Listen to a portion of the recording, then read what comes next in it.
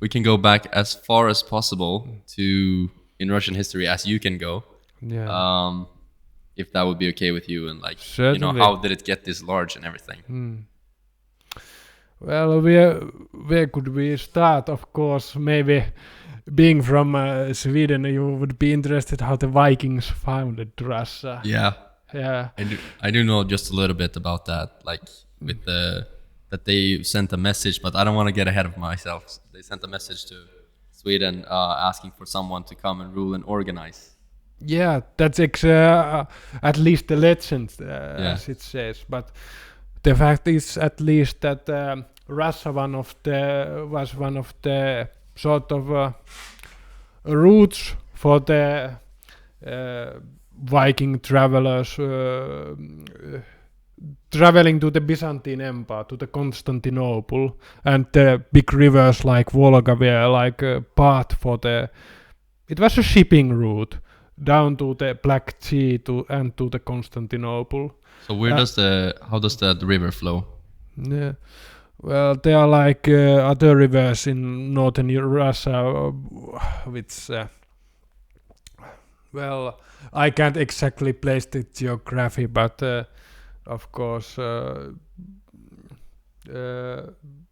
they Is it connected? they used the rivers to go all the way down to the Black Sea. Is it connected to the Baltic Sea?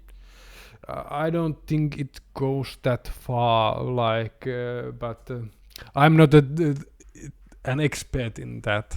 All right, I'm looking up. Yeah. It says that it's not directly connected to the Baltic Sea by natural waterways. It primarily flows through Western Russia and eventually drains into the Caspian Sea, Yeah. like you said. However, it is connected through the Baltic Sea through a series of canals and rivers. Yeah. So maybe there is something, and maybe it was more pronounced back in the days, like Yeah. the Viking times. And you could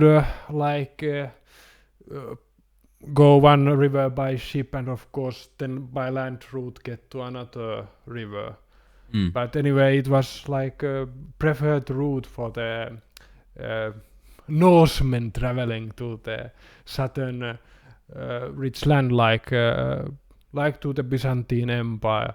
And then at the time, Russia was, of course, a mixture of various tribes, like many Slavic, but also the Finno-Ugric tribes, like people speaking languages related to Finnish, Hungarian, Estonian, for example. And then also there were Turkic peoples.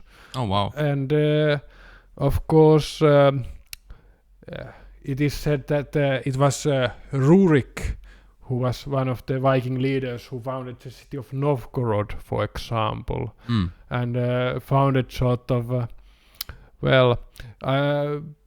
it is certainly the legend that the Russians invited him, or the Slavic tribes, the various peoples of the area invited the Vikings to take over, but how much is it based on fact, we do not know. So there's no clear historical source, like a letter or anything like that. Well, I think the earliest written sources are like hundreds of centuries from centuries later. So it is hard to know. But what is clear that there was sort of a Viking upper class who ruled over great parts of the present day Russia. Okay, Yeah. okay. So that's like the earliest point in history that you know, basically, from Russia. Well, it is the sort of founding of Russia, yeah. Yeah. Of course, then at that point on, the sort of the Vikings, Viking upper class, they adopted Russian language, and from that point on, it became part of history of Russia, of course. But I think in centuries later, there still were these contacts with Scandinavia quite late on. I can't go into it exactly but I think there were like these royal marriages, for example, with Scandinavian royalty in the Middle Ages. Mm. Mm. And what happened to the Finn-Ugric tribes? Did they get like absorbed into the majority, or do we know?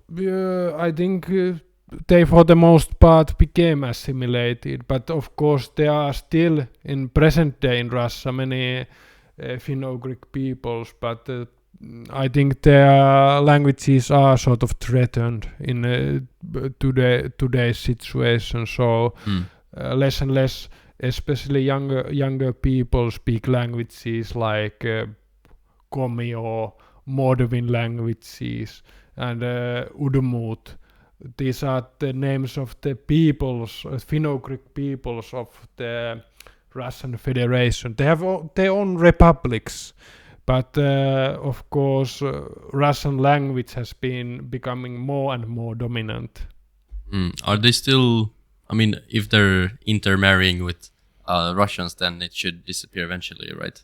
Just a matter of time, no? Well, that is one of the scenarios of the future, one might Yeah. say, of course. And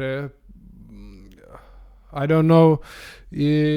Of course, it would be wrong to say that the present Russian government only like favors the Russian language. It of course a big thing for Putin and his regime is to always point out that Russia is a multinational state. Russia is composed of many diverse peoples. It is emphasized all the time in propaganda, but of course it is the sort of Russian nationalism has been getting stronger. Okay, but they're not making the ethnicity of the people a part of the nationalism, like a homogeneous ethnicity. That's not none of their focus. Rather, the opposite. Let's say that the Putin has sort of a vision of a multinational Russia, where the Russian language is sort of a unifying factor in Russian Federation. It is like bit like in the Soviet days, where all the time it was pointed out that the Soviet Union is a multinational country, but the Russians are the sort of central people in this narrative, sort of the most important people in Soviet Union. Okay, that's interesting. Yeah. It's always interesting how the unifying story of the country. 'Cause that's it is just a story after all. Yeah. Oh, it's interesting. And what happened to the Turkish people? You mentioned there were some Turks also. Well, there are still Tatarstan, for example, is one of the republics of Russia. They actually the sort of Turkic languages are more alive today in Russia, and one of the reasons is because of Islam. The Turkic peoples, because of their religion, they are maybe more resistant to the influence of Russia, for example. I think that religion is a factor why these people haven't become that assimilated. Yeah, that seems very plausible. Like it is something that kind of stops. One could say stops integration, or is a factor perhaps that remains one remains loyal or staying with their culture. It seems like atheists are maybe more adaptable, or for lack of a better word. Yeah, I would think so, and of course, these Turkic peoples, they are maybe more numerous than Finno-Ugric peoples, for example, and of course, Islam is a big political factor in Russia also, with the like terrorist strikes are one example of this, like the political Islam also being a factor.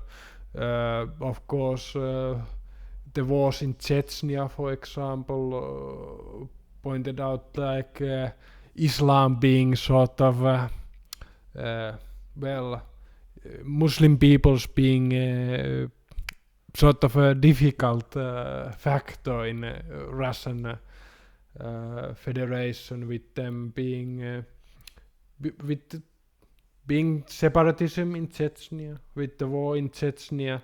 Mm. But of course now president of Chechnya is a big ally of Mr. Putin, and so it Islam, Russian government say, is also one of the many religions of the Russian Federation. That's interesting. You don't hear a lot about that, like, or those minorities. Interesting. Do you think they handle them better than China do? Because I've heard that the Chinese Muslims are a bit discriminated against, you could say. Yeah, well, one could say it's the war in Chechnya. Well, actually, the two wars in Chechnya were really brutal. But of course, after the war in Chechnya, the pro-Moscow Chechen Republic, it got really strong autonomy, and like it is almost like Chechnya has its own army in a way. And there were, like, the capital of Chechnya, Grozny, it was rebuilt, and there were like big expensive mosques and things like that. So it's not like Russia discriminates against Muslims, official Russia. But there is, of course, also a lot of anti-Muslim and anti-immigrant sentiment in Russia also. So it's not like... actually, one of the interesting things about this is like the late opposition leader Navalny. He was one of the more... he was more nationalistic and against the Muslim peoples of the Russian Federation. So this is, one couldn't say that Putin is only... Putin, one could say he's more like a Russian imperialist. He likes great Russia, but he doesn't want a sort of mono-ethnic Russian nation state. And some of the Russian opposition leaders, they may be more democratic, some of them, but they may also be in some way more nationalistic. And of course there are like also neo-Nazis and groups like that in Russia, so it's not like...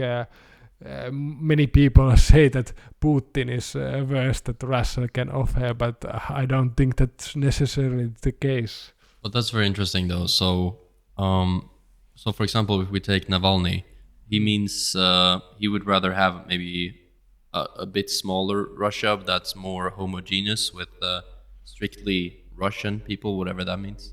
Yeah. Well, well, one of the slogans of the Navalny movement was sort of "Don't feed the Caucasus," which meant that Russia should stop sending money to the Muslim majority republics in the Caucasus region.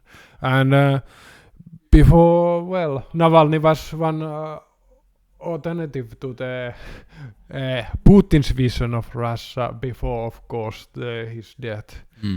Okay, we're getting ahead of ourselves. Yeah. This topic for the next episode, maybe for more modern Russian history. But getting back to the Vikings, I suppose. So they integrated and they became an upper class, like you mentioned. Yeah. And then there was this other tribes like the Hungarian, or what's it called? Well, not Hungarians, but anyway, related people. Ugric, Finno-Ugric peoples. Yeah, Moldavians, Maris, Komis, and so forth. And the Turkish. Yeah, for example, well, I don't know, Tatars maybe came later, but people's like people speaking related languages. Yeah, and of course. It was a sort of one couldn't speak of a state in a modern sense, but there was like this big area ruled by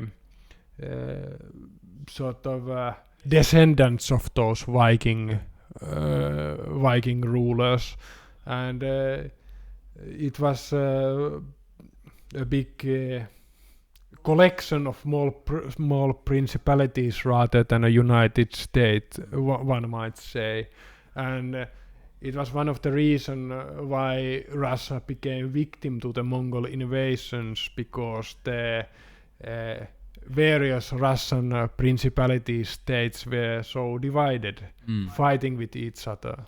That does seem like a natural disadvantage of ruling such a big territory, or like a natural challenge would be a unifying rubric. Yeah. Like try uniting whole of Europe into one ideology would be very difficult, and somehow Russia managed to do that Yeah. today at least. But Well, I think one of the big reasons why it became a sort of unified state was the experience of the Mongol invasions. Like, it showed that sort of only a strong unitary state was possible in, well, it is from a historian's point of view, it would be strong to speak of a state, because it wasn't certainly a modern state, but anyway, it was a big sort of realm where there was one ruler, and which didn't it didn't have, like in Western Europe there was feudalism with all the vassals of the king having a lot of power, but in Russia, ruler, he well owned almost all land, and could dispose of the nobles as he liked, almost. okay, so This is a simplification, of course. yes. Yeah. So although it wasn't completely unified, everybody was submissive to a power, to central power. Yeah, but this was at least after the Mongol rule, after Moscow broke away from the Mongol Khans and became the sort of leading state in Russia. Hey, thanks for watching this clip of the HH podcast. If you want another clip, press down here to your right. And if you want to see the full unedited episode, press down here to your left. And last of all, please subscribe here in the middle. Thank you.